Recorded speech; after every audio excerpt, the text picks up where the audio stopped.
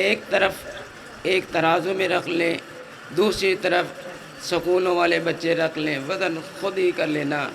ان کی زبان پر قرآن کے الفاظ ہیں، امام کائنات محمد الرسول اللہ صلی اللہ علیہ وسلم کے فرامین کے الفاظ ہیں۔ ان کو کن الفاظوں سے تولو گے؟ اور اس ایسے پروگرام کے ذریعے ایک یہ فائدہ ہوتا ہے کہ نئی نسل کو دینی معلومات، نئی معلومات ملتی ہیں۔ تو میں تو یہی گزارش کروں گا مولانا بدر نذیر صاحب سے کہ ایسے پروگرام گاہے بگاہے کروائیں تاکہ بچوں کے اندر ایک نئے ولولہ، ایک نیا جذبہ ہو۔ باقی رہی بات امام کائنات محمد الرسول اللہ صلی اللہ علیہ وسلم کے آخری پیغمبر ہونے کی، تو آپ اگر گہری نظر سے اپنے کلمے کا محمد الرسول اللہ پڑھ لیں تو اسی سے آپ کو سمجھ آ جائے گی کہ آپ اللہ کے آخری پیغمبر ہیں۔ ذرا گہری نظر سے، گہری سوچ سے اس کو رسول اللہ کو دیکھیں، محمد کے ساتھ رسول اللہ۔ قرآن مجید میں کسی اور پیغمبر کو اس انداز سے بیان نہیں کیا گیا۔ امام کائنات محمد صلی اللہ علیہ وسلم کے ساتھ یہ لفظ اللہ پاک نے قرآن پاک میں صاف نازل فرمائے، محمد رسول اللہ۔ نبی کریم صلی اللہ علیہ وسلم نے ارشاد فرمایا، افضل البشر بعد الانبیاء ابو بکر، انبیاء کے بعد افضل انسان ابو بکر ہیں۔ یہاں سے بھی اگر غور کریں تو یہ سمجھ آتی ہے کہ پیغمبروں کے سلسلے ختم ہیں، پیغمبروں کے سلسلے ختم ہیں۔ نبی کریم صلی اللہ علیہ وسلم کا یہ امتی جو ہے یہ بھی اتنا شرف رکھتا ہے۔ اب پیغمبروں کے بعد انسانیت میں یہ سب سے افضل ہے۔ اسی طرح یہ تو اتنا وسیع پر ہے، یہ جرأتیں کیوں ہوتی ہیں لوگوں کو غلط نبوتیں کے دعوے کرنے کی؟ یہ ساری مانو تو یہ ہماری اپنی سستیاں ہیں۔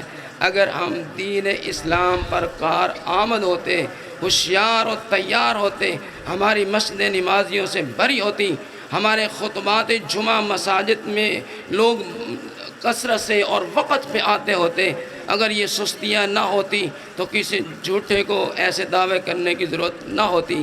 خاتم النبیین لفظ نازل ہونے کے بعد عیسائی، یہودی اور ہندو، یہ تین بڑے مذاہب نبی صلی اللہ علیہ وسلم کے وقت میں تھے، ان کو بھی یہ بات سمجھ آ گئی کہ اب جس نے نبوت کا دعویٰ کرنا ہے نا وہ ذلیل و خوار ہوگا۔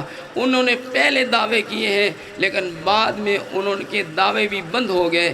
نبی صلی اللہ علیہ وسلم نے یہ بتایا کہ میری امت سے ایسے بد نصیب ابھی بھی آئیں گے جو 30 ایسے بھی دعوے کریں گے۔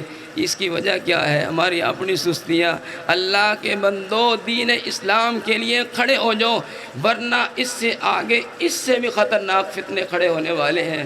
ہمیں شیخ عبدالرحمن ضیاء حافظہ اللہ نے یہ بھی بتایا تھا کہ قرآن مجید کو بدلا گیا ہے اور اس کو غلط پیش کیا گیا ہے، اور اب جو اگلا فتنہ آئے گا وہ آپ کے قرآن پر نقد کرے گا، قرآن پاک کے بارے میں کہے گا کہ یہ ٹھیک نہیں ہے، یہ انسانیت کے خلاف ہے، یہ انسانیت پہ ظلم کرتا ہے۔ ہماری سستیوں کے بعد یہ ایسے کلمات اٹھیں گے جب ہم ہی نہیں ہوں گے دین اسلام پہ عمل کرنے والے، پھر جس کی زبان جیسے چاہے گی کھلے گی۔ پھر اللہ تعالیٰ نے تو قیامت نازل کر دینی ہے، اللہ نے تو ان سے بدلے لے لینے ہیں، لیکن ہم نے کیا کیا؟ اس کے لیے آج وقت ہے کہ آنکھیں کھلی ہیں، دل کام کرتا ہے، دماغ چل رہا ہے، تو اسی زندگی کے اندر ہم اپنے آپ کو دین اسلام کے لیے وقف کریں، دین اسلام کے لیے ہم اپنے بچوں کو بھی چھوڑیں اور ان کو تعلیمات دیں۔ انشاءاللہ قرآن و سنت کی تعلیم رنگ لائے گی۔ انشاءاللہ ایسے پروگرام ہوتے رہیں گے۔ 3 ماہ بعد انشاءاللہ امیر معاویہ رضی اللہ تعالیٰ عنہ کے عنوان پر یہ اب پہلے تو ہم نے تھوڑے وقفے پہ دیا ہے نا تیاری کرنے والوں کو، اب کتنا ہے؟ 3 ماہ کا 3 منٹ، 3 ماہ، 3 ماہ میں 3 منٹ تیار کرنے ہیں۔ سیدنا امیر معاویہ، پھر سنیں، سیدنا امیر معاویہ رضی اللہ تعالیٰ عنہ کے عنوان پر جنہوں نے حصہ لینا ہے نا، وہ نام درج کروائیں گے۔ انشاءاللہ ہم 10 ہی بچے رہیں گے، پہلے آئیں پہلے پائیں، 10 بچوں کو انشاءاللہ رکھیں گے۔ اللہ تبارک و تعالیٰ سے دعا ہے کہ اللہ تعالیٰ ہم سب کو دین